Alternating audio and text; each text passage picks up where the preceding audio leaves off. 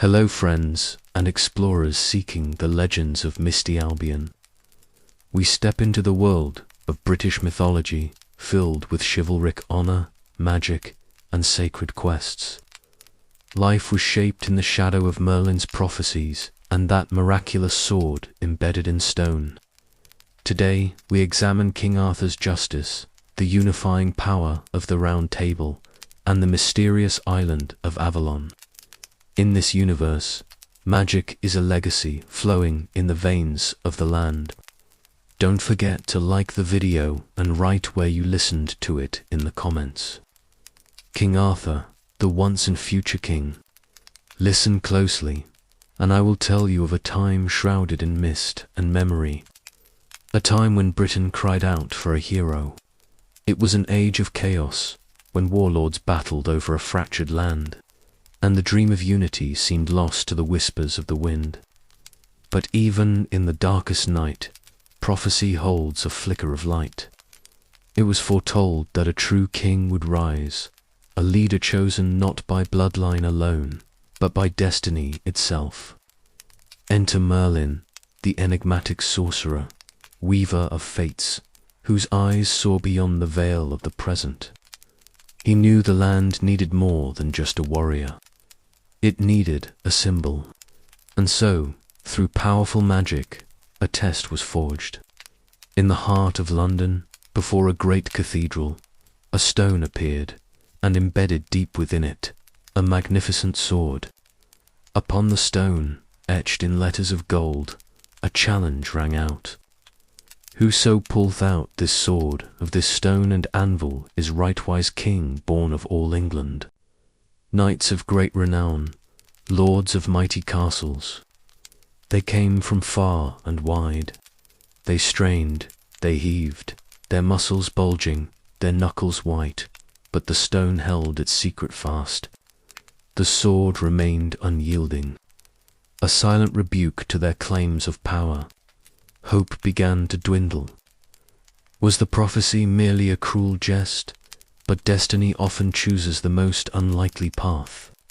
Far from the jostling crowd stood a young squire, Arthur, raised in quiet obscurity by Sir Ector, unaware of the royal blood that pulsed through his veins. Sent on a simple errand to fetch a sword for his foster brother, Skie, Arthur stumbled upon the stone. Seeing the embedded blade, thinking it merely a sword left unattended, he grasped the hilt and drew it forth. Effortlessly, the steel sang as it left the stone, gleaming in the pale light, pure and undeniable. A gasp rippled through the onlookers. Who was this boy? How could he succeed where the strongest had failed? Merlin revealed the truth. This was no mere squire, but Arthur Pendragon, son of King Arthur, hidden away for his own safety, and now revealed as the rightful heir to the throne. And so began the golden age of Camelot. King Arthur, guided by the wisdom of Merlin, established a court renowned throughout the world. At its heart was the legendary Round Table, a symbol of equality where knights gathered not as subjects bowing to a throne, but as brothers in arms united in purpose. Santalot the bravest, Sir Galahad the purest, Sweyn the courteous, valiant knights dedicated to chivalry, justice, and the protection of the weak. They rode out from the shining castle of Camelot, their banners bright against the sky, their deeds echoing through the darkened forests and across the sunlit fields. Arthur found his queen in the beautiful Guinevere, and for a time Camelot seemed blessed. Yet even in the brightest light, shadows linger.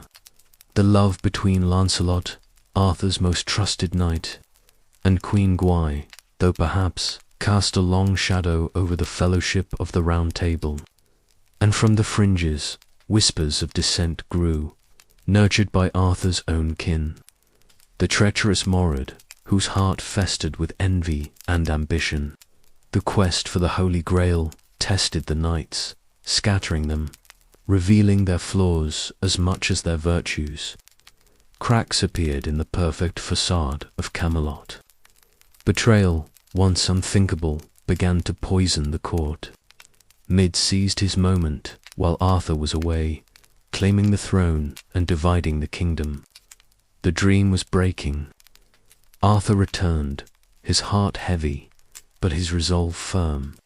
On the bleak field of Camelot, the final tragic battle unfolded. Brother fought brother, knight against knight. The ideals of the Round Table drowned in a tide of blood and sorrow. Arthur, facing his treacherous son, fought with the strength of a wounded lion. He struck Mora down, but not before receiving a mortal wound himself. The battle won, the kingdom saved, but the king was dying. The last of his loyal knights carried him to the shores of a misty lake. A barge appeared, draped in black, steered by 3 mysterious queens, figures of myth and magic. They lifted the fading king aboard. "Where do you take me?" a knight cried out, and Arthur, with his final breaths, whispered of a place beyond the reach of men, the mystical Isle of Avalon, where wounds might be healed. The barge glided away into the mists, leaving behind a land in mourning, but also a promise. For the legend holds that Arthur is not truly dead, merely sleeping in Avalon, waiting for the day when his people need him most. And on his tomb it is written, Hic Arurus, Rex Quondam, Rexgege. Here lies Arthur, the once king and the future king. His story lives on, a timeless echo of courage, fellowship, betrayal, and the enduring hope that even in the darkest hour, a legend can return. Robin Hood, Prince of Thieves, champion of the poor. Imagine in England groaning under a heavy yoke. A noble king. Richard the Lionheart is far away, fighting in distant lands. And in his stead, power falls into grasping hands. Prince John rules with an iron fist. His sheriffs bleed the common folk dry with cruel taxes, and justice seems a forgotten dream. Forests are forbidden. Hardship is rife, and despair hangs heavy in the air. But even in the deeper shadow, rebellion can take root. Deep within the emerald heart of Sherwood Forest, a different kind of law holds sway. The law of defiance, the law of hope. For out of this time of need steps a figure swift as a forest stag clad in Lincoln green. Some say he was a nobleman, the Earl of Huntington, wrongfully stripped of his lands and title. Others swear he was a simple imman pushed too far by tyranny. Whatever his past, his name became a whispered prayer on the lips of the poor and a curse in the halls of the powerful. Robin Hood, his skill with the longbow was legendary. They say he could split another man's arrow at 100 paces. His shafts flying swift as thought, true as justice itself. He wasn't alone. Drawn to his side by shared purpose and a hatred of oppression, came others who called the Greenwood home. First among them, the giant of a man called Little John met. So the tales tell, in a clash of mighty quarterstaffs upon a narrow log bridge. A contest of strength and stubborn will that ended not in enmity, but in laughter and lifelong loyalty.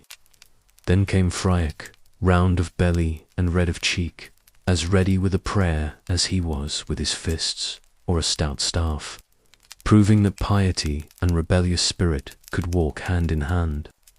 Will Scarlet, bold and quick-tempered, much the miller's son, Allendale, whose music could charm the birds from the trees.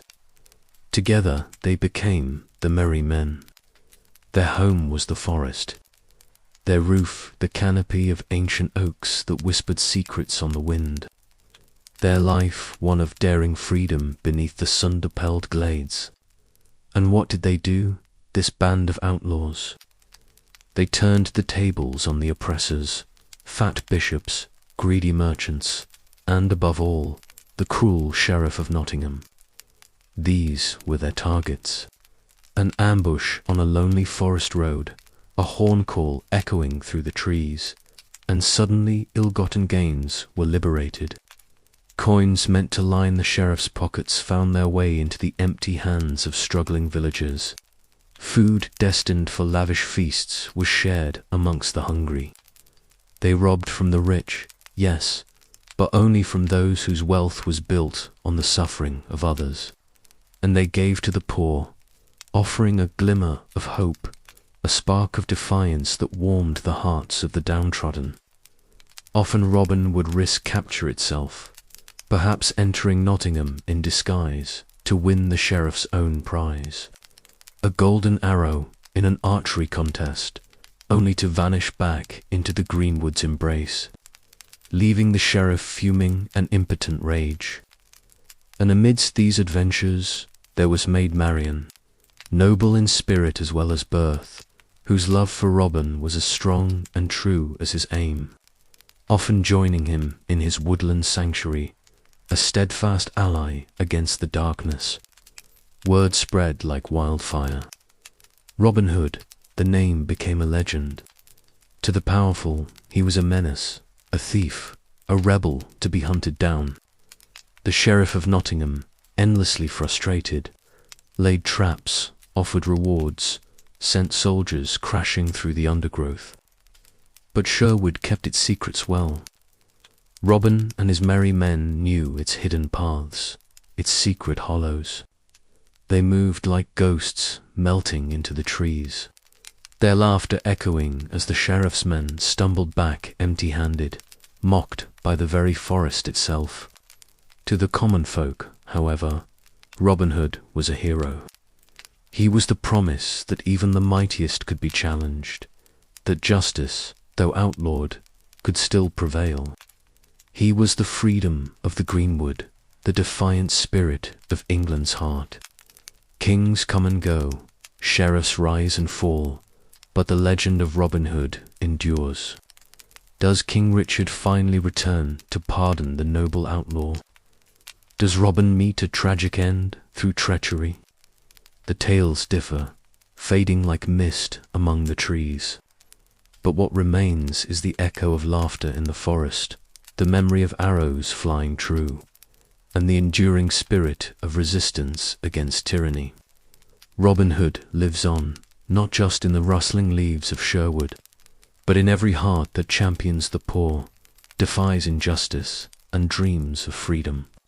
He remains the eternal outlaw, forever aiming his bow at the heart of oppression, a timeless hero beneath the greenwood tree. St. George and the Dragon. Picture a kingdom shrouded in fear, nestled perhaps near the sun-baked lands of Libya. Though some tales place it elsewhere, this realm once prosperous, now lived under the shadow of a monstrous calamity. For near the city of Selene, within a fated marsh, or desolate cave, there lurked a dragon, not merely a beast of fang and claw, but a pestilence made flesh, its breath a poisonous fog that withered crops and choked the life from the very air. Its scales were like wicked shields, impenetrable to common steel, and its roar, a sound that curdled blood and stole hope. To appease this horror, the terrified citizens offered tribute. First, their livestock, sheep and cattle driven, trembling towards the beast's maw. But soon that was not enough. The dragon's hunger grew, twisting into a demand for human life. And so, a terrible lottery began. Each day, lots were drawn, and a youth or maiden was chosen, adorned for death, and sent out to meet their doom. Tears watered the kingdom, but the dragon's hunger was relentless. Then came the day all had dreaded, the day the lot, blind to rank or plea, fell upon the king's own daughter, the gentle princess. Grief tore through the palace. The king offered all his gold, his silver, his kingdom's half. But the people, bound by the grim pact, insisted the princess must face the fate so many others had met. As the princess, robed in sorrow, walked slowly towards the place of sacrifice, destiny intervened. Along the road rode a knight, noble in bearing, his armor gleaming, a red cross perhaps emblazed on his shield or tunic. This was George, a soldier of Christ, a tribune from Cappadocia, travelling through this afflicted land. He saw the weeping princess, the embodiment of innocence, facing monstrous evil, and his heart, filled with courage, born of faith, was moved to righteous anger. "Fear not," he declared, his voice clear and strong above the whispers of dread. "For in the name of my Lord Jesus Christ, I shall defend thee." He learned of the dragon, the terror that held the city captive. As he spoke words of comfort to the princess, the ground began to tremble. The air grew thick with a foul stench. From its lair, the dragon emerged, vast and terrible, its eyes burning with ancient malice, fixed upon its destined prey. But now, between the monster and the maiden, stood the lone knight. George made the sign of the cross, commending his soul to God. Gripping his lance, spurred by unwavering faith, he charged. The dragon roared, loosing a blast of venomous breath, but George, protected by divine grace, rode through it. His lance, a spear of righteousness, struck the beast with tremendous force, piercing its thick hide, wounding it grievously. Yet the dragon, though wounded and roaring in pain, was not slain. Here the legend takes a turn towards wonder. George called to the princess, telling her to cast her girdle, the sash around her waist, about the dragon's neck. Trembling, but trusting the holy knight, she obeyed. And behold, the fearsome beasts, moments before a hurricane of destruction, became suddenly docile, tamed by that slender thread of courage and the power of the knight's faith.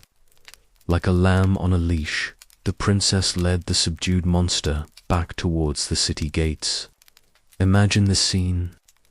The citizens on the walls, frozen first in terror, then disbelief, then overwhelming awe as their princess returned unharmed, leading the very source of their misery. George strode before them, his sword now drawn. "Fear no more," he proclaimed. "Believe in the God through whose power I have done this. Be baptized in his name, and I shall slay this beast forever." The king, overjoyed, readily agreed, and the people, witnessing the impossible, embraced the promise of salvation. True to his word before the converted populace, St. George raised his sword, Ascalon, and with a final mighty blow ended the dragon's reign of terror. Joy erupted throughout the land. Thousands were baptized that day, embracing the faith that had delivered them. The king offered George treasures beyond counting, but the noble knight refused earthly reward. He asked only that the king govern justly, care for the poor, and honor God's churches.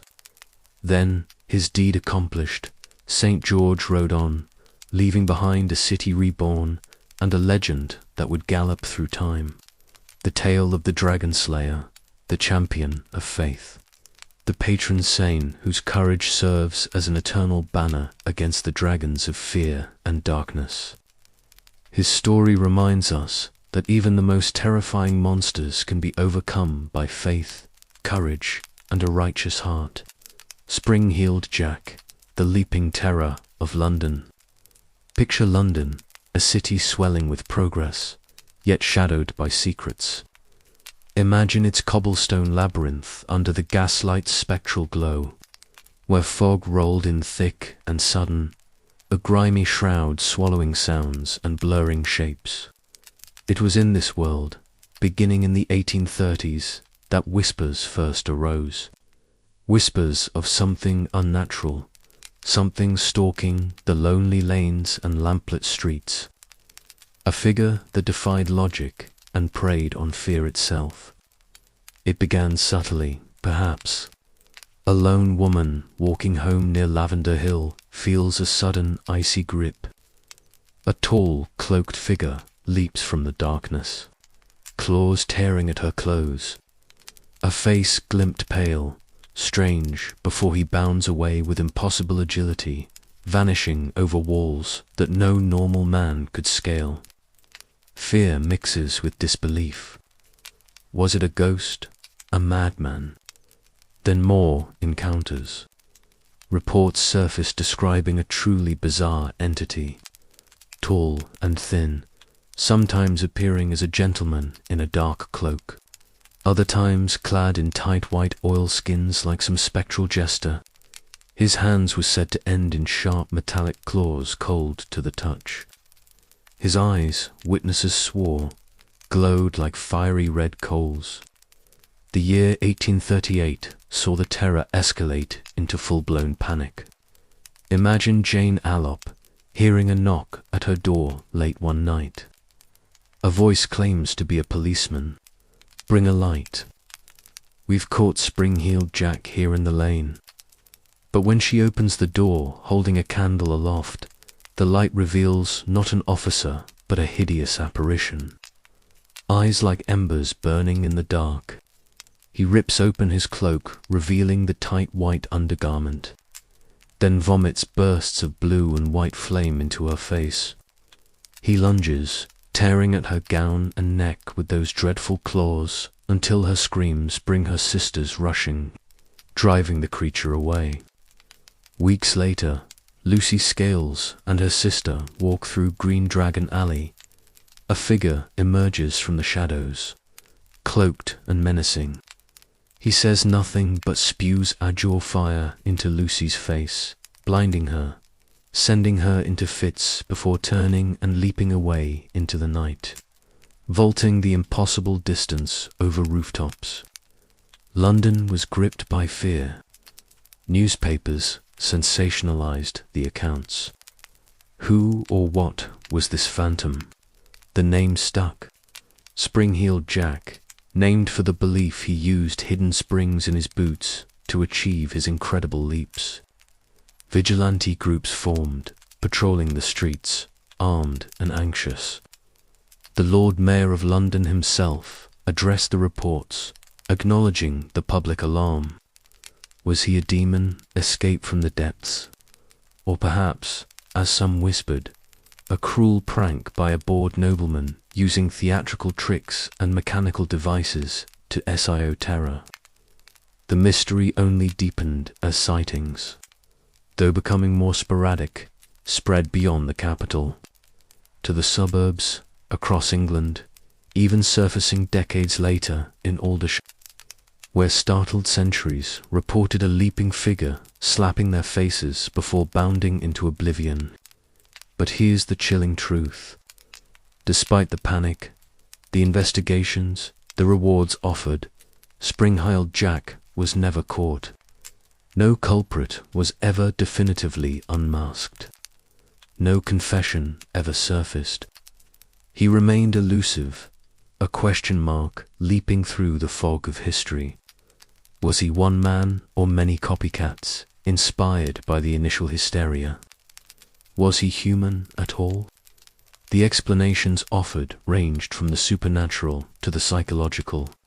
Mass panic given a frightening form. As the gaslights gave way to electric lamps and the Victorian era faded, the sightings of Spring-Heeled Jack dwindled, eventually vanishing altogether. Yet he remains a chilling riddle etched in fog and fear. He is the boogeyman, born of the industrial age, a symbol of the unknown horrors that might lurk just beyond the reach of science and reason. Hidden in the shadowed corners of the sprawling city, a phantasmal figure forever leaping, forever uncore, a strange and terrifying legend bounding from the dark heart of Victorian London. Merlin, the wild magic of Britain, more than just a wizard, more than a hermit sage. He was a figure born of twilight, balanced between worlds.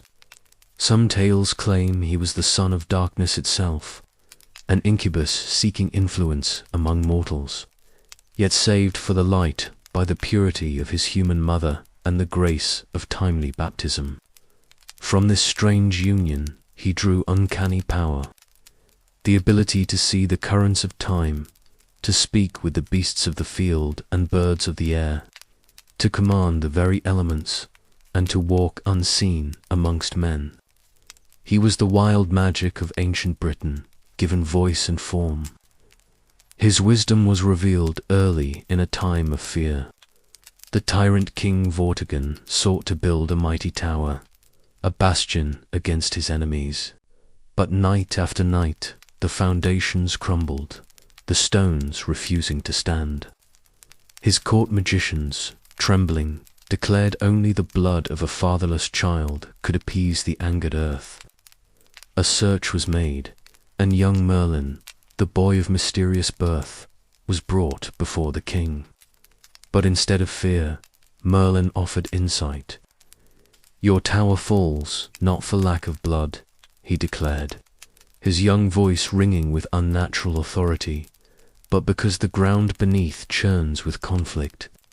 He revealed a hidden pool beneath the foundations and commanded it be drained. There, for all to see, lay 2 dragons, one white, one red, locked in slumber. As they awoke, they fought with terrible fury.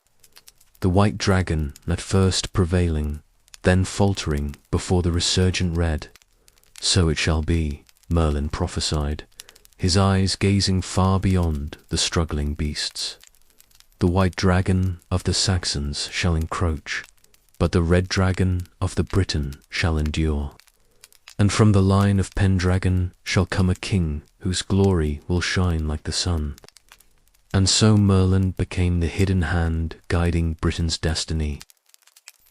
He stood beside Eutha Pendragon, a king consumed by desire for Igraine, the beautiful wife of the Duke of Cornwall. Merlin agreed to help, but his price was steep. Weaving illusions fine as mist, he cloaked Eutha in the guise of the Duke, allowing him entrance to Tintagil's fortress and Igraine's embrace. From that night of magic and deception, a child was conceived, Arthur. True to his word, Merlin claimed the infant at birth, spiriting him away into secrecy, entrusting him to the loyal Surrector to be raised unaware of his royal blood. It was Merlin who foresaw the need for a sign, who perhaps enchanted the very stone that held the sword of destiny, ensuring that only the true king, the child he had hidden, could draw it forth and unite the fractured land. When Arthur took the throne, Merlin was his guide, his mentor, his shield. His counsel was sought in war and peace. His magic shaped the very foundations of Camelot. Did he raise Stonehenge with but a word, moving giant stones across the sea? Did he have a hand in crafting the mystical round table itself, a symbol of the unity he strove for? The legends abound. He was the deep wisdom behind Arthur's youthful strength, the seer who warned of dangers yet to come, the enchanter who could conjure armies from mist or strike enemies blind. For a time, through his guidance, the dream of Camelot burned brightly, a beacon of hope in a troubled world. Yet even the wisest, those who can read the stars and command the spirits, are not immune to the follies of the heart. Merlin, ancient and powerful, became utterly enchanted by Nimue, the clever huntress, sometimes called Vivian, a lady of the lakes' magic. He saw in her a sharp mind eager for knowledge, perhaps a reflection of his own power. Besotted, he began to teach her his spells, his deepest secrets, the words of making and unmaking, pouring his centuries of accumulated wisdom into her youthful hands. He ignored the warnings in his own prophetic sight, blinded by affection or perhaps a weariness with his long existence. And Nimue, clever and perhaps ambitious, or maybe simply afraid of the ancient half-demand power she court, learned her lessons well. She coaxed from him the spells of binding, of slumber, of containment. Then one day, beneath the hawthorn trees heavy with blossom, or within a hidden cave shimmering with crystal, or perhaps within the bole of an ancient oak, she turned his own magic upon him. She wove the spells he had taught her, creating an invisible tower, a prison of air, or sealing him within stone or wood. There, the legends say, Merlin remains, trapped, alive, aware. His immense mind undimed, but powerless to escape, forever entombed by the magic heed and the love that undid him. So ends the active tale of Merlin, the wild sage, the kingmaker, the master of enchantments. His legacy is woven into the very fabric of Arthurian legend, the power behind the throne, the wisdom that guided the Golden Age, the tragic figure whose own heart became his undoing. His name still conjures images of mist-shrouded towers, ancient forests, and magic deep as the roots of the earth. He sleeps now, perhaps in his eternal prison, a timeless reminder of the awesome power of magic and the inescapable magic of the human heart. Boudica, the warrior queen's vengeance. Imagine Britain at D60. Roman legions patrol the land, their shining eagle symbols of an unyielding empire. Forts stand stark against the hills. New towns rise, echoing Roman ways.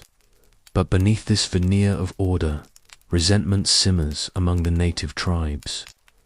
In the flat, fertile lands of the east live the Essene, proud people led by their king, Prasutagus, and his queen Boudica.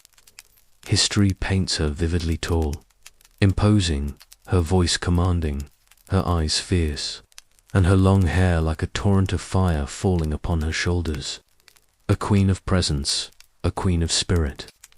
King Prasutagus, seeking perhaps to safeguard his people even in death, made a fateful decision.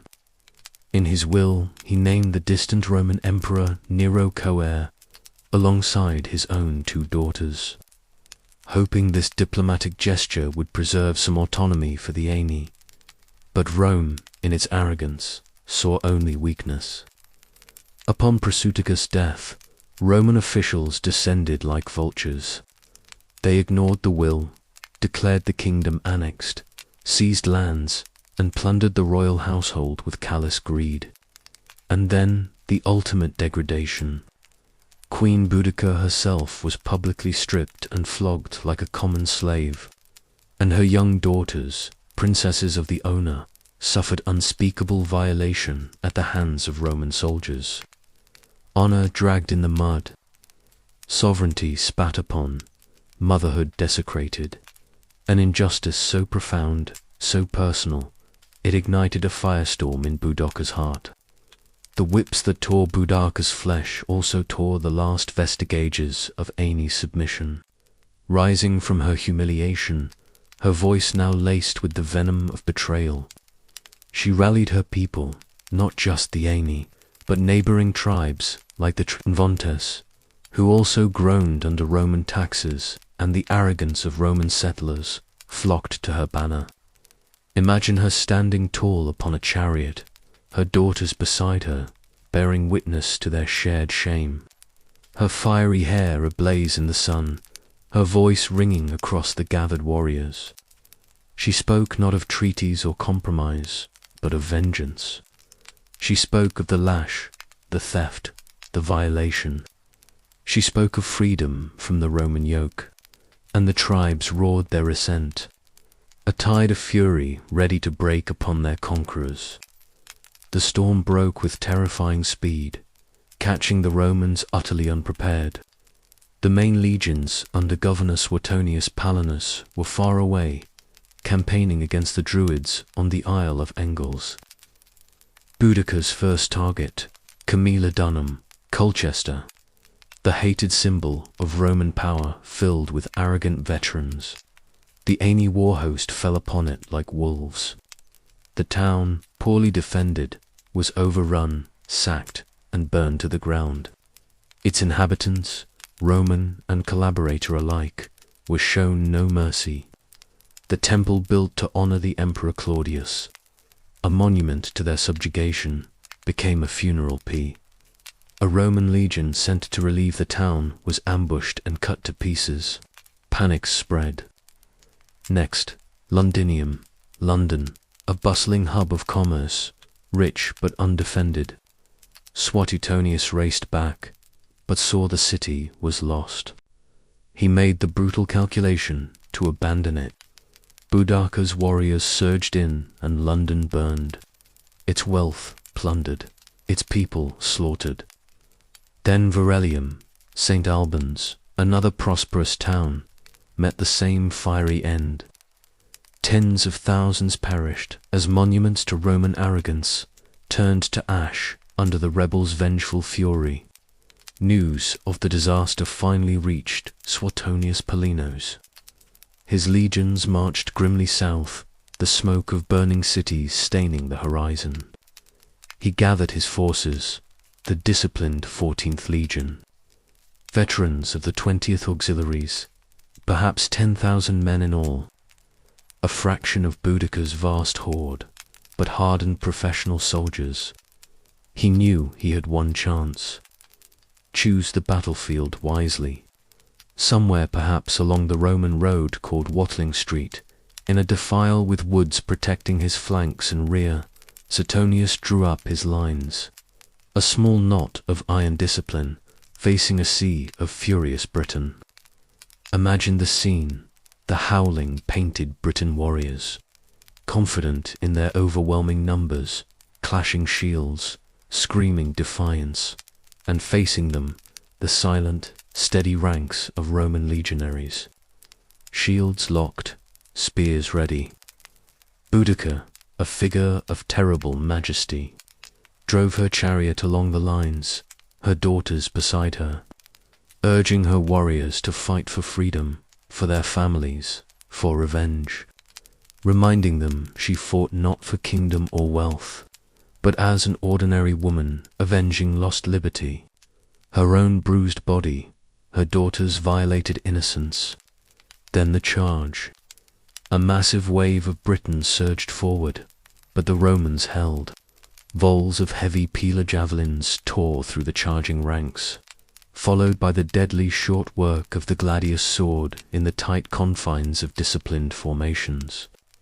The Britons' sheer numbers became their undoing, pressing them forward into the Roman meat grinder. Unable to retreat, their escape blocked by their own wagons filled with families watching the expected victory. The battle turned into a horrific slaughter. The Aeneid dream of freedom died on that field, drowned in blood. Roman vengeance was swift and brutal in the aftermath. And Boudicca, facing capture, the proud queen would not submit to Roman chains to be paraded in triumph through the streets of Rome. Some say she took poison, choosing a quick, defiant end. Others believe she succumbed to illness, her fierce spirit finally broken by the scale of the defeat. Her body was lost to history, but her name, her story blazed into legend. Boudicca's revolt was crushed, a brief, fiery convulsion against the might of Rome, yet her name echoes down the centuries. She remains the warrior queen, the mother driven to vengeance, the embodiment of a people's ferocious spirit, rising against impossible odds. Though defeated, her defiance carved a permanent scar on Roman memory and forged an enduring symbol of resistance, a testament to the fire that burns in the heart when freedom is stolen and dignity is trampled underfoot. She is the echo of the chariot wheel, the glint of defiant eyes, the enduring spirit of Britain's fierce heart. Blackshuck, the demon dog of East Anglia. In the folklore of England, there are many tales of ghostly hounds, guardians of lonely places, and harbingers of doom. But perhaps none are as feared, as chillingly specific as the great black dog of the eastern counties. The creature known as Old Shuck, Black Shuck. The name itself, some say, whispers of demons derived from the Old English skooka, a fiend, a dark spirit given canine form. He is the ancient dread of East Anglia, a nightmare padding silently out of the region's history and fog. What do they say? He looks like this phantom hound. Imagine a dog of unnatural size, vast as a calf. Some say even as large as a small horse. Its coat is shaggy, matted, and blacker than a moonless night. It moves with an unnerving silence, its great paws making no sound on the path, though sometimes listeners report the chilling rattle of unseen chains.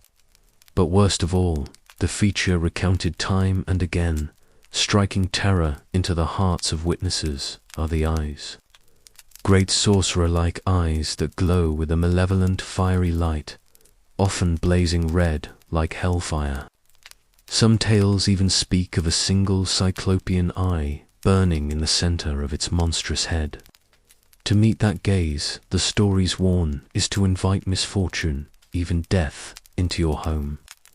Where does this spectral beast roam? He haunts the linnell spaces, the borders between worlds, lonely country lanes at twilight, desolate stretches of coastline lashed by North Sea winds, fog-bound churchyards where the ancient dead lie sleeping, the winding paths across the eerie flat expanse of the fence. To encounter Black Shock is rarely a prelude to a physical attack. His terror is more insidious. He is an omen, a harbinger. His appearance foretells death, perhaps for the witness or someone close to them. He is the spectral watcher on the threshold, a reminder of mortality padding silently alongside the living. But the legend of Black Shock is not merely whispered folklore. It erupted into terrifying recorded history on a single dreadful day. Sunday, the 4th of August, 1577. A storm of ungodly violence raged across Suffolk. Heaven's artillery seemed unleashed. Thunder cracked and rain lashed down. Amidst this tempest, as the terrified congregation huddled within Holy Trinity Church in Bleeburg, the doors burst open. There, framed against the storm-wrecked sky, stood an enormous black hound, eyes blazing. It ran, snarling down the nave, past the cowering worshippers, killing a man and a boy with swift, brutal efficiency. The air crackled, and some say the church steeple itself collapsed through the roof in the creature's wake. As it departed, it slammed against the north door, leaving scorch marks deep in the ancient wood. Marks, they say, you can still see today, the devil's fiery signature. And on that very same fearful Sunday, miles away in St. Mary's Church, Bangee, the same horror unfolded again. The storm, the fearful service, and then the sudden appearance of the great black dog running wildly amongst the people, wringing the necks of two men at prayer before vanishing as mysteriously as it had arrived. That day of terror cemented Black Shark's place as East Anglia's most fearsome phantom. For centuries since, the warnings have been passed down. Stay indoors during violent storms. Avert your gaze if you see a large black dog on a lonely road after dark. Never follow if you hear the rattle of chains in the mist. Sightings, though less dramatic than the horrors of 1577, have continued. Glimpses of a huge dark shape padding silently along a lane. The sudden appearance of those terrible glowing eyes in the beam of car headlights. The inexplicable feeling of being watched, followed by something ancient and malevolent. What is Black Shuck? A demon. A manifestation of the storm's fury. The soul of a damned creature, or simply a folk memory of Norse deathhounds brought by Viking invaders long ago. The mystery endures. As persistent as the mists that creep across the fence, he remains a potent symbol of the fear of the dark, the power of landscape, and the ancient dread that can still quicken the pulse on a lonely night. So if you ever find yourself traveling the winding lanes of East Anglia when dusk is falling and a storm is brewing, listen closely. You might just hear the silent footfalls or catch a glimpse of burning eyes in the gloom. You might just encounter Black Shuck, the demon dog still haunting the wild edges of the world. Herne, the hunter, the horned ghost of Windsor Forest. Imagine the vast expanse of Windsor Great Park, where kings and queens have ridden for centuries beneath mighty oaks. It's a place steeped in history, but also touched by the uncanny. For when the moon is high, or the storm winds howl through the branches, some say you might glimpse him, or hear the chilling echo of his passage. Herne, the hunter, the antler ghost, forever bound to this royal woodland. He is a figure of awe and terror, a phantom crowned with the wildness of the stag, often seen riding a spectral steed, leading a pack of baying hellhounds, the rattle of unseen chains mingling with the wind's mournful cry. But who was Herne before he became this spectral huntsman? The most famous tales, perhaps, spun first in Elizabethan times, speak of a mortal man. A keeper in Windsor Forest during the days of King Richard II, Herne was renowned for his skill in the hunt. His knowledge of the forest's ways unsurpassed, earning him the king's favour. But royal favour breeds jealousy, like ivy strangling an oak. Other keepers, envious of Herne's standing, plotted against him. Some stories say they sabotaged his hunts, falsely accusing him of poaching or witchcraft before the king.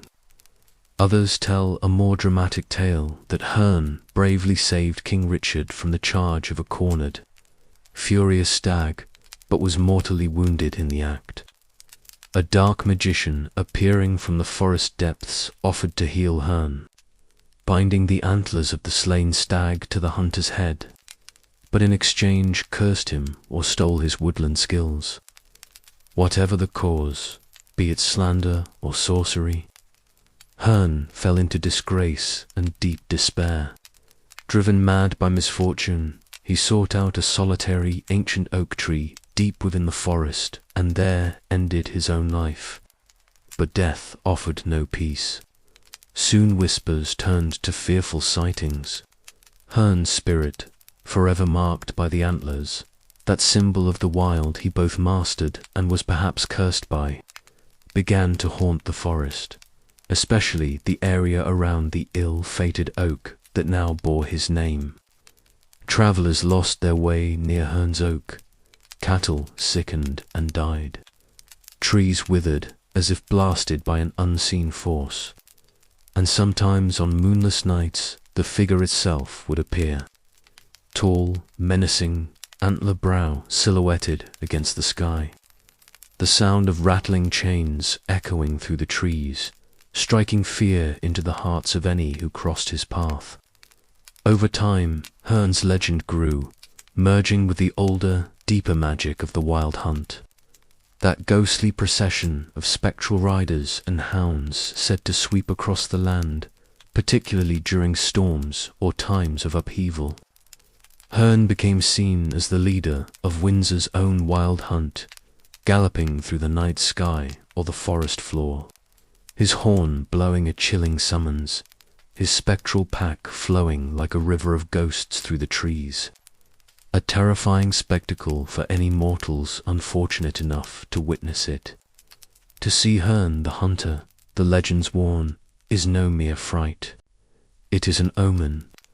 His appearance is said to portend national disaster, misfortune for the realm, or even trouble for the royal family residing so close by in Windsor Castle. He is a figure tied intrinsically to the fate of the land and its rulers.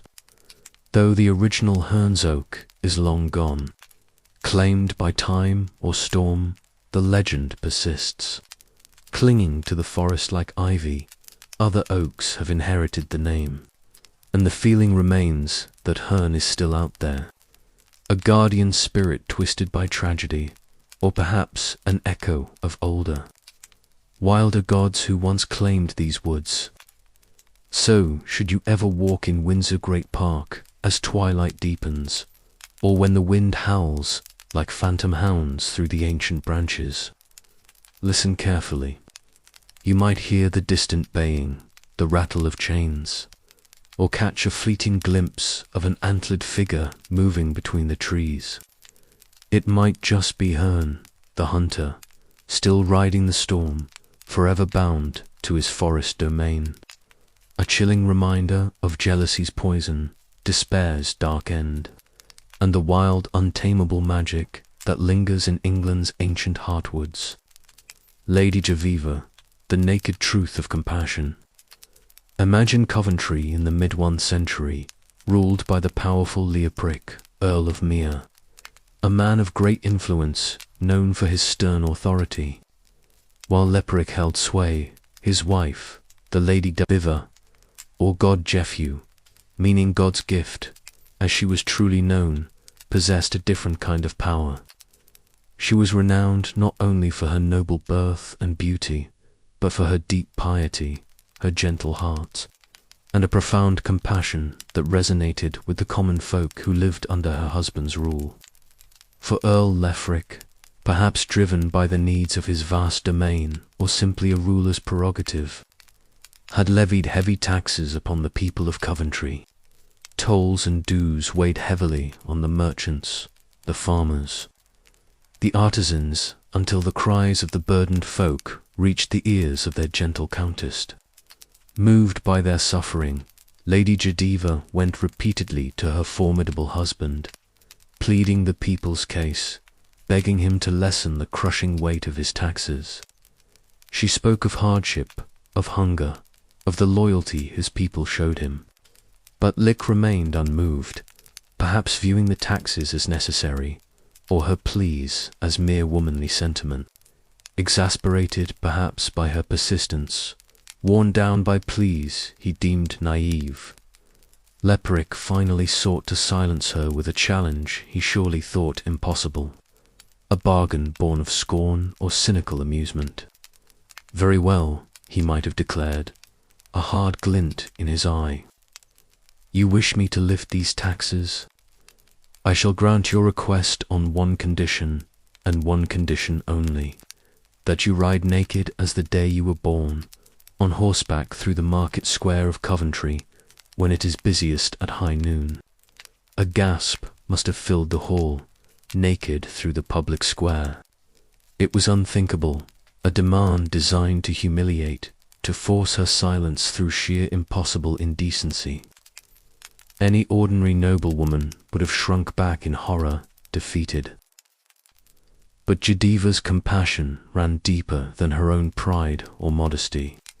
She saw the suffering of the people, weighed it against her own deep sense of propriety and fear, and found her duty clear.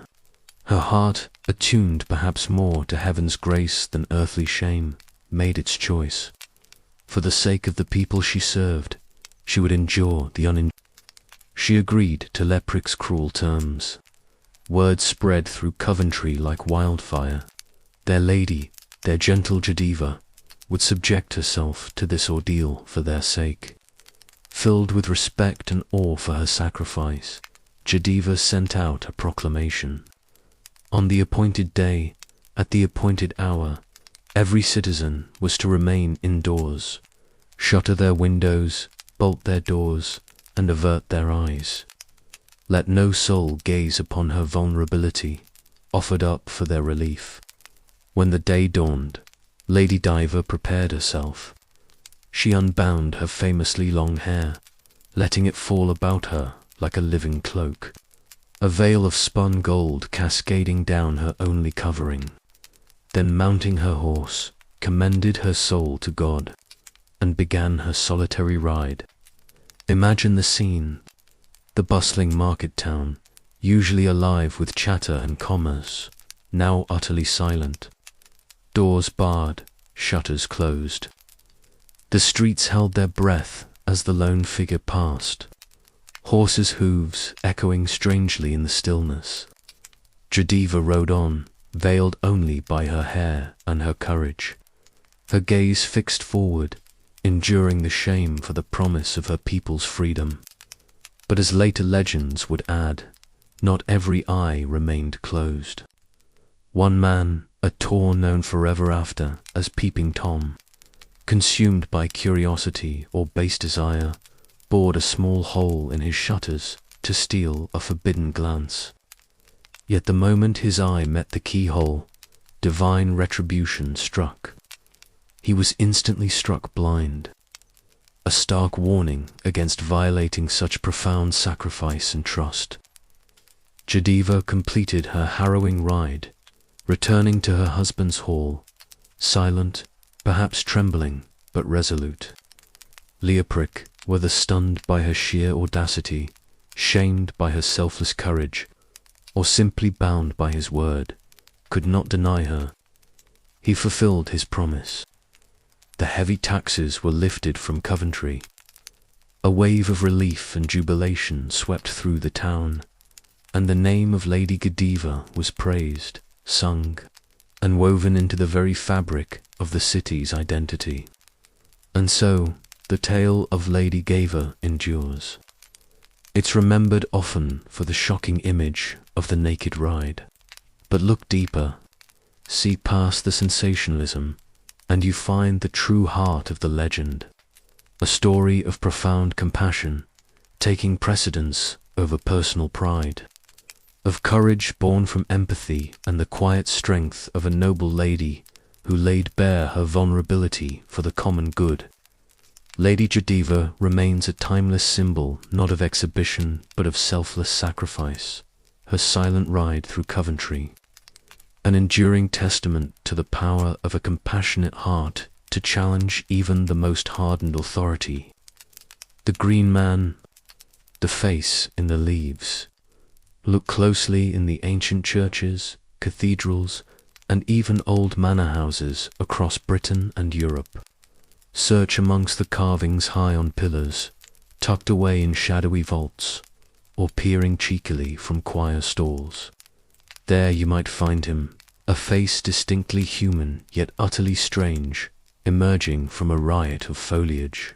This is the Green Man, not a character from a single story, but a recurring motif, an ancient riddle carved in oak and stone whose origins whisper from a time before written records. What does he look like? This curious face. Sometimes he is serene, almost hidden, his features woven entirely from ivy, oak leaves, or hawthorn branches. Other times he is more startling, shown with vines and stems erupting directly from his mouth. His nostrils, his ears, even his eyes, as if the irrepressible life force of nature itself is bursting forth from within him. He can be peaceful, mischievous, or even grotesque, a multitude of expressions for a singular, powerful symbol. And perhaps most intriguingly, this figure, seemingly so pagan, so rooted in the wild wood, stares back at us most often from within the sacred walls of Christian churches. What does he represent? This face in the leaves. Most feel instinctively his connection to the natural world. He is the spirit of the primal forest, the embodiment of vegetative life, the endless cycle of growth in spring, fullness in summer, decay in autumn, and rebirth from winter's sleep. He is the sap rising in the stone veins, the green fuse driving the flower, the reminder that life persists, pushes through, reclaims even the hardest stone. He embodies fertility, wildness, the untamed energy that existed long before cathedrals were built and persists long after empires fall. But why is he there? Staring down from the cathedral wall or hiding beneath a monk's seed? Here lies the heart of his mystery. Was he a memory of older, pre-Christian gods, the Cernunnos, lord of beasts, or Silvarus, the Roman wood god? subtly woven into the new faith by cunning craftsmen?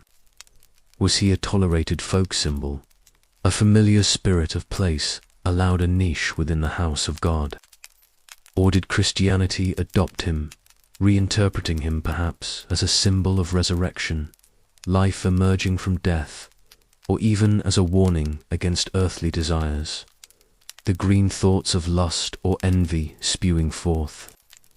The truth remains elusive, shrouded in the green shadows of the past. Though his carved heyday was centuries ago, the green man has never truly disappeared. He stares out from weathered pub signs named in his honor. He inspires modern artists and poets. He is embraced by those seeking connection to the earth and its cycles, a potent symbol for environmental consciousness and neo-pagan paths. He proves that some images hold a power that transcends specific beliefs or eras, speaking directly to something deep within the human psyche, our intrinsic link to the green-growing world. So the green man remains an enigma, forever peering from the threshold between the wild and the tamed, between the pagan past and the present. He is not a character with a story told, but a symbol whose story is eternally unfolding in the unfurling leaf, the burgeoning bud, the persistent vine. He is the face of nature's enduring power, its cycle of death and rebirth, silently challenging us from wood and stone, reminding us of the vibrant, mysterious, and essential green world that surrounds us and sustains us all. Keep an eye out for him. He is watching and waiting in more places than you might think. The ellworm. In days of old, the lamp family held sway over fertile lands beside the winding river. They were lords of note, dwelling in their ancestral castle. But the young heir, John Lambton, was a wild and reckless youth. He cared little for mass or prayer, preferring the thrill of the hunt, or indeed casting a line into the river. Even on the holiest of days, a Sunday morning meant for worship, his heart was filled with defiance, his days spent in idleness and sport. One Sunday morning, while the pious folk of the parish knelt in church, young John Lambton strolled down to the weir, fishing rod in hand, whistling a careless tune. He cast his line into the flowing water, expecting perhaps a salmon or trout. But what he pulled forth was no earthly fish. It was a small, hideous creature, black as night, eel-like and slimy, with a fearsome head, and some versions say 9 uncanny holes along each side of its gruesome mouth. It writhed upon his line, a thing of slime and malice. Disgusted, perhaps unnerved by its sheer ugliness, and the unholy timing of its capture, John cursed the creature, tore it from his hook, and flung it carelessly down a nearby well, known thereafter as the Worm Well, before striding off, giving the matter no more thought soon after, perhaps struck by a pang of conscience for his misspent youth, or maybe just seeking adventure far from home. John Lambton vowed to mend his ways. He took up the cross and journeyed far away, joining the Crusades in the Holy Land, fighting for Christendom under burning foreign skies. 7 long years passed. While John sought redemption abroad, the creature he had discarded fed in the darkness of the well. It grew and grew and grew until it reached a monstrous size, its coils too vast for the well that birthed it. It slithered out a colossal serpent and coiled its terrifying bulk around a nearby hill, forever after known as Worm Hill. From its vantage point on the hill, the Lambton worm began its reign of terror. The land around withered as if poisoned by its very presence. Livestock vanished. Sheep, calves, even full-grown cows were consumed by the beast.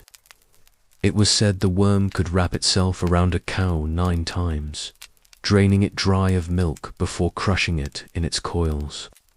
Fear gripped the countryside. Brave knights, local champions, all came to try their steel against the monster. They hacked and slashed, but the worm possessed a dreadful power. Cut it in two, and the pieces would writhe back together, instantly whole again. It seemed invincible. A plague born of sin, sent to punish the land. At last, Sir John Lambton, no longer the careless boy, but a hardened knight, returned home from the Crusades. He found not a prosperous estate, but lands blighted by fear, his people suffering under the tyranny of a monster, and worse, he learned the worm's origin, the foul creature he himself had caught and cast aside on that defiant Sunday morning years ago. His youthful sin had returned, magnified 1,000-fold to haunt his home. Filled with remorse and a knight's resolve, Sir John swore he would destroy the beast he had unleashed. But how to fight a creature that could not be killed by ordinary means? Sir John sought counsel from a wise woman, a hermit or witch dwelling nearby, known for her knowledge of dark things. She listened to his tale, then revealed the worm's secret and the perilous path to victory. You must face the worm in the heart of the riverware, she instructed. Forge for yourself a suit of armor studded thick with spearheads, sharp as razors. When the worm coils around you, the spikes will pierce it. Hack it with your sword, and let the river current swiftly carry each severed piece away, ere they can rejoin. But there was more, a condition laden with dread. Before you go, the wise woman warned, you must make a solemn vow. Slay the worm, and then strike down the very next living thing you set eyes upon. Fail in this, and though you kill the beast, a curse shall fall upon your house. For 9 generations, no lord of Lon shall die peacefully in his bed. Sir John, seeing no other way, accepted the grim terms. He had the spiked armor forged, a terrifying carapace bristling like a deadly star. He made the dreadful vow. Then, commending his soul to God, he strode into the river and called out the worm. The monster, vast and furious, surged into the water to meet him. It wrapped its immense coils around the knight, seeking to crush him. But the spearheads bit deep, tearing into its flesh, turning its own assault against it. As the river ran foul with worm blood, Sir John hacked and hewed with his sword, severing chunk after chunk of the beast's body, watching as the swift current swept the pieces downstream, unable to magically rejoin. The battle raged, but finally the great lantern worm was no more. Exhausted but victorious, Sir John sounded his hunting horn, the prearranged signal. He had instructed his men back at the castle to release his favorite hunting hound upon hearing the horn, intending to sacrifice the loyal dog to fulfill the terrible vow. But alas, his aged father, overjoyed at hearing the signal of victory and forgetting the grim instruction in his relief, rushed out first, eager to embrace his heroic son. Sir John froze in horror. Slay his own father? Impossible. He could not commit such a monstrous act. The hound came bounding out moments later, and Sir John sorrowfully struck it down, but the vow was already broken. The first living thing he saw was his father, and so, despite the land being freed from the worm's terror, the curse fell upon the House of Lamp for 9 long generations. The legend insists the Lords of Lamp met their ends through violence, accident, or sudden illness, never finding peace in their final hours. The tale of the lampworm became etched into the landscape itself. The worm well, the worm hill, a powerful local legend, a chilling reminder that youthful sins can breed monstrous consequences, that redemption can demand terrible sacrifices. and that the threads of fate, once tangled by a broken vow, can cast a long and enduring shadow. Jack, the giant killer. Imagine the rugged coasts of Cornwall or the rolling hills of Wales in an age when the earth groaned under the tread of giants. These were not gentle giants, but monstrous beings, mountains of malice, with appetites as vast as their statures, feasting on livestock, and all too often on unfortunate travellers. Fear was their currency, and the land cried out for a champion. Yet help came not from a mighty knight in shining armour, but from an unexpected quarter, a simple farmer's son named Jack. He possessed no great strength or size, but owned a mind sharper than any sword and a heart brimming with audacious courage. The terror began near Land's End, where the towering island rock of St. Michael's Mount rose from the sea. There dwelt the giant Corin, a brute 18 feet tall, who waded ashore at low tide to steal cattle and sheep by the score, carrying them back to his craggy fortress. The folk of Moration lived in constant dread. Young Jack, hearing their plight, declared he would end this reign of terror. Under the cloak of night, armed only with a pickaxe, a shovel, and a horn, he rode across to the mount. All night he dug, carving a deep pit near the giant's lair, cunningly concealing it with sticks and straw. As dawn broke, Jack blew a mighty blast upon his horn. Coran awoke with a roar, saw the small figure daring to challenge him, and charged blindly forward right into the hidden pit. Down crashed the giant, stunned and trapped. Jack, quick as a flash, brought his pickaxe down upon the monster's skull, ending Corin's tyranny forever. News of this feat spread, and the clever lad became known as Jack the Giant Killer. Emboldened by his success and gifted perhaps a sword of sharpness for his bravery, Jack set out, seeking further adventure.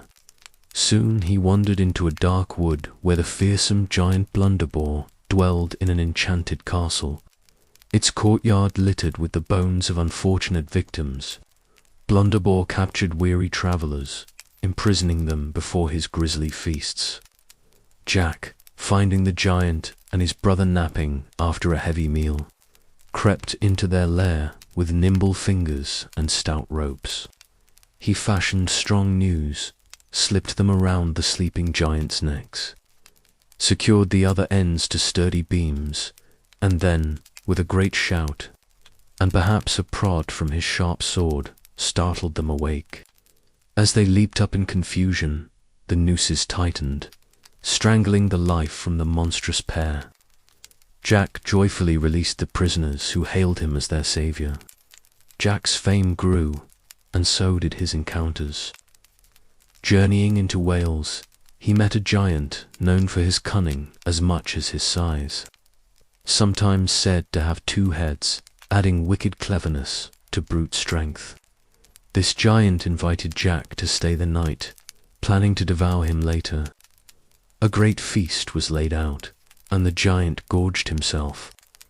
Jack, however, had secretly filled a large leather bag hidden beneath his coat with hasty pudding. Groaning about being overly full, Jack declared, "Watch this trick," and taking his knife, dramatically slit the pudding bag, letting the contents spill out. The gullible giant, impressed and feeling equally stuffed, cried, "Odie splutter her nails. Her can do that trick herself." He seized his own knife, plunged it into his enormous belly, and fell down dead on the spot. Jack, chuckling at his own cleverness, helped himself to the giant's treasure. Through his adventures, Jack acquired wondrous items to aid his quest. Perhaps a cap that bestowed knowledge, shoes that granted incredible speed, or a cloak that rendered him invisible, gifts from grateful lords, or spoils taken from vanquished giants. Armed with these and his own inexhaustible wit, Jack rescued knights, freed damsels, and challenged giants with multiple heads. Each encounter a testament to his bravery and cunning. He faced down Thunderall, the most terrible of giants, using invisibility and speed to confound and finally defeat the brute. His deeds became legendary throughout the land, reaching the ears of King Arthur himself. The king welcomed the young hero to Camelot, showering him with honours, knighting him Sir Jack, and some say even granting him a place at the famed Round Table. Jack, no longer just a farmer's son, married a beautiful duchess whom he had rescued, lived in wealth and honour, his giant-slaying days behind him, but his stories told and retold in halls and cottages alike. And so the tale of Jack, the giant killer, lives on, a timeless story beloved by generations. He is the ultimate underdog, the quick-witted hero who proves that true strength lies not in size or muscle, but in courage, ingenuity, and a refusal to be intimidated by overwhelming odds. Jack reminds us that even the biggest, most fearsome giants, whether they walk the earth or dwell within our own fears, can be overcome with a sharp mind, a brave heart, and perhaps a well-timed trick. Mother Shipton, the prophetess of Canterbury. Her story begins not in a castle hall, but as legend insists, in a dark cave beside the rushing river Nid near the Yorkshire town of Nesborough. It's said she was born Ursula South around the year 1488, ushered into the world amidst a terrifying thunderstorm, a tempest that mirrored the strangeness of her birth. Whispers claimed her conception was unnatural. Her father, perhaps a shadowy spirit, or even the devil himself, marking her from her first breath as something other, and nature itself seemed to echo this otherworldly beginning. For the child, Ursula was said to be startlingly, almost unnervingly unconventional in appearance. Beauty twisted into strangeness, with perhaps a large crooked nose, misshapen limbs, and eyes that held an unnerving knowing depth. Growing up in Nesborough, Ursula's unusual looks, and perhaps a sharp, perceptive mind, set her apart. Was she merely wise beyond her years, observant of the patterns of life and politics, or did she truly possess gifts beyond mortal ken? Neighbours might have sought her out for advice, for herbal remedies, or perhaps with a shiver of fear and fascination, for glimpses into the future. They might have called her witch, or wise woman, or cunning wife. Eventually, she married a local carpenter, Tobias Shipton, and history would forever know her by that married name, Mother Shipton. But it wasn't her marriage that etched her into England's memory. It was the prophecies, riddles wrapped in rhyming verse, seeds of future sown in cryptic words. Whispers began during her lifetime that Mother Shipton could foresee events great and small. Did she predict the fall of powerful men, the dissolution of the great monasteries under King Henry VIII, the fate of local harvests or wandering ships? The legends claim she did. They paint a picture of a woman whose strange eyes saw beyond the veil of the present, perceiving the hidden threads of tomorrow. But Mother Shipton's true fame blossomed long after her supposed death around 1561 in the following centuries. Little pamphlets and chapbooks printed on cheap paper and sold to eager audiences began to appear, filled with startling prophecies attributed to her name. Did she truly foresee London's great fire blazing through narrow streets? Did her visions reveal the defeat of the mighty Spanish Armada? Did she speak of carriages moving without horses, of iron floating upon the water, of thoughts flying around the world in an instant, of men taking to the skies like birds? The printed word declared it so. Her fame spread like wildfire far beyond Yorkshire. Yet ambiguity clung to these verses like ivy. How much was genuine foresight warped by time and retelling? How much was shrewd observation? And how much was pure invention, cleverly crafted after the events had passed, simply pinned onto the legendary name of the Nesbro Sea?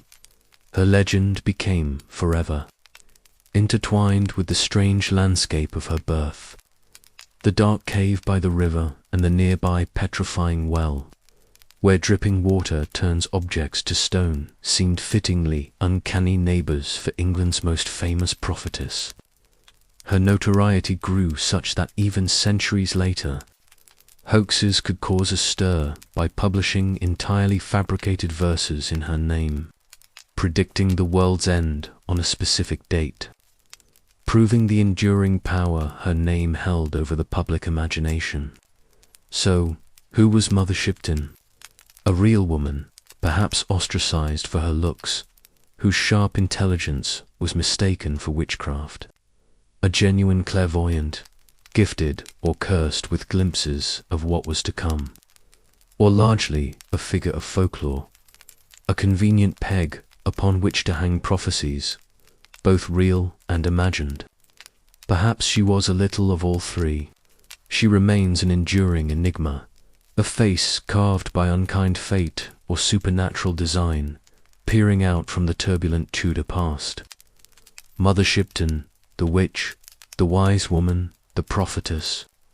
Her legend lives on, forever bound to the whispering waters of the need and the timeless mystery of what the future holds. Gog and Mog, guardians of London. Before London was London, before even the Romans laid their straight roads. Legend tells us this island was a wild place, inhabited by a race of fierce giants, remnants perhaps of an elder world. Then across the waves came Brutus, a refugee prince of ruined Troy, guided by destiny to find a new homeland for his people. He landed upon the shores of Albon, determined to carve out a kingdom, a new Troy, in this rugged, promising land. But the land was not empty. The giants, protective of their ancient domain, rose to meet the Trojan invaders. A great and terrible battle ensued upon the banks of the river that would one day be called the Thames. The earth trembled under the clash of bronze and bone as Brutus and his valiant warriors fought against the towering might of Albion's first children. Man matched muscle, sword met club, and the struggle for the future of the island raged furiously. One by one, the giants fell before the Trojan skill and discipline, their massive forms crashing down like ancient trees in a storm. The battle was won, the land secured for Brutus and his followers. Yet, when the dust settled, two giants remained, the very last of their kind, perhaps the largest and most formidable. Gog and Magog, whether through sheer resilience or tactical capture, these final survivors were taken alive by the victorious Brutus. Having claimed his victory, Brutus founded his magnificent city, Troia Nova, which time would come to call London upon the very ground where the giants were defeated. And, as a symbol of his triumph, a perpetual reminder of the wild forces overcome to establish civilization, he brought the captured Gog and Magog in chains to his new capital.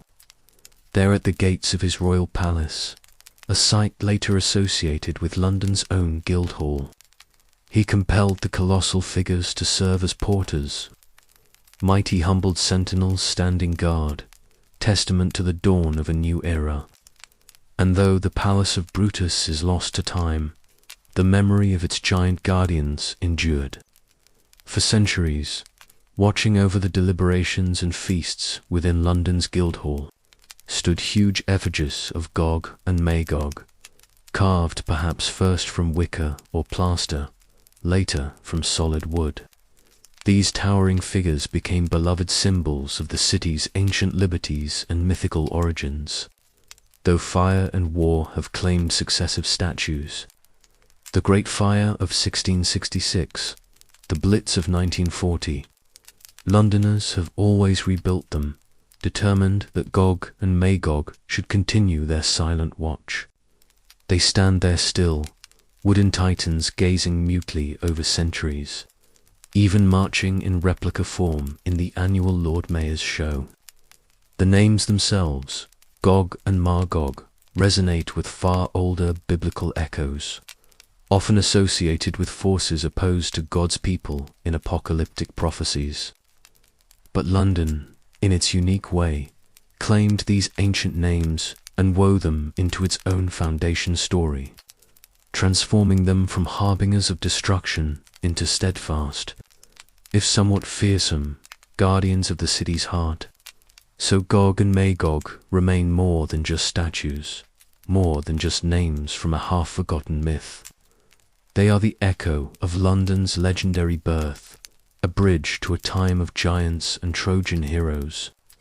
They represent the wildness overcome, the strength harnessed, the enduring power of civic identity rooted in a deep and mythic past. They stand as colossal reminders that even the greatest cities rise from foundations laid in legend, forever guarded by the memory of the giants who walked there first. Wayand the Smith Volunda, the master of revenge. Before the age of factories, before even the village blacksmith, legend speaks of Wayland, known also as Volunda in the Norse tongue. He was not merely a smith. He was the smith, the archetype, the master craftsman whose hands could shape wonders from gold, iron, and steel. Some whispered he was a Velven kin, a prince among the hidden folk, inheriting magic with his mortal blood. Others knew him simply as the son of the giant Wade. Whatever his lineage, his skill was undisputed. Blades forged in his fire sang for sharpness. Jewels crafted by his touch held the light of captured stars. An intricate mechanism seemed almost alive beneath his knowing hands. It was this legendary skill and the treasures born from it that drew the greedy eyes of Nidad, a powerful king whose avarice overshadowed his honor. Hearing tales of the solitary master smith and his wondrous creations, Nidad led his warriors in stealth. They found Wayland asleep in his hall, perhaps exhausted from his work or weary with longing. They seized him, bound him, stole his magnificent sword, forged with secrets none could replicate, and took the most precious of his gold rings, which the king gifted to his own daughter, Buda.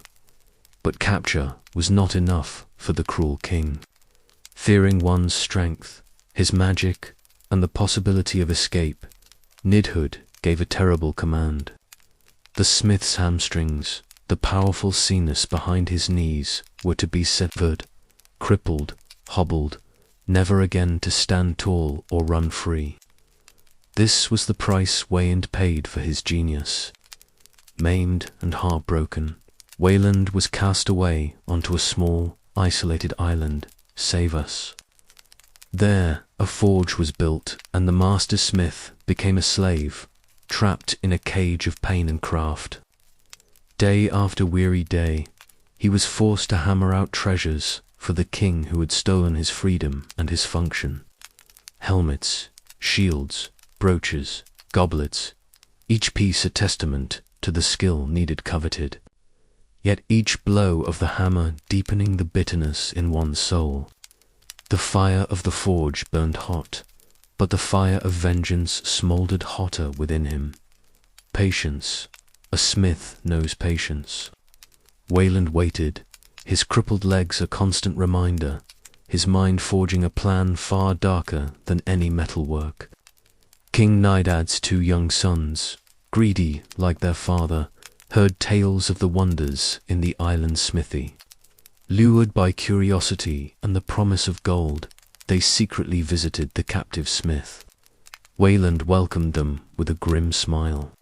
He showed them treasures, yes, then swiftly silenced their young lives, hiding their bodies beneath the great bellows of his forge. He set to work with chilling artistry. From their skulls he fashioned exquisite silver-inlaid drinking cups sent as gifts to their father, the king. From their eyes he made gleaming jewels for their mother, the queen. And from their teeth delicate brooches for their sister, the princess bird. Later the princess herself came to the island forge. She had broken the beautiful ring her father had stolen from Wayland, the ring meant for his lost swan bride. She asked the master smith, the only one capable, to repair it. Wayland agreed, but first offered her strong, drugged and helpless, ensuring his bloodline. His final bitter revenge would continue within the king's own household. His vengeance complete, Wayland was ready. He contrived a way to lure King Nidhad to the shore opposite his island prison. Then, from afar, he revealed his gruesome deeds, the fate of the princes, the crafting of the horrific trophies, but Vilda and her ensuing pregnancy. As the king howled in impotent rage and horror, Wayland unveiled his final masterpiece. Working in secret, fueled by genius and desperation, he had constructed a pair of magnificent wings. Now strapping them to his arms, the crippled smith, the master artisan, leaped into the air. He rose above his island prison, laughing down at the earthbound king, mocking his powerlessness. Like Daedalus of Greek myth, Wonder Smith flew away on wings of his own making, escaping his torment, leaving behind a legacy of unparalleled craft and terrible retribution. Our journey through England's legendary past concludes, but the stories themselves endure. They echo in place names, ancient carvings, and most vividly in the retelling. These tales of kings, outlaws, saints, spectres, and heroes explore timeless truths about courage, compassion, vengeance, and the mysteries of the seen and unseen worlds. Whether born of history or imagination, they remain a vital part of England's heritage, reminding us of the magic woven into the land. May these legends continue to inspire and captivate for generations to come. This concludes our journey from the misty castles and legendary kings of Britain. Life gained meaning through the justice of Excalibur and the purity of the Holy Grail. We learned that Arthur's story is not just a past, but a legend of hope that will return in time of need. The waters of Avalon represent that final harbor where the soul finds peace. This mythology emphasizes the unwavering power of honor and loyalty. After learning these secrets, don't forget to subscribe.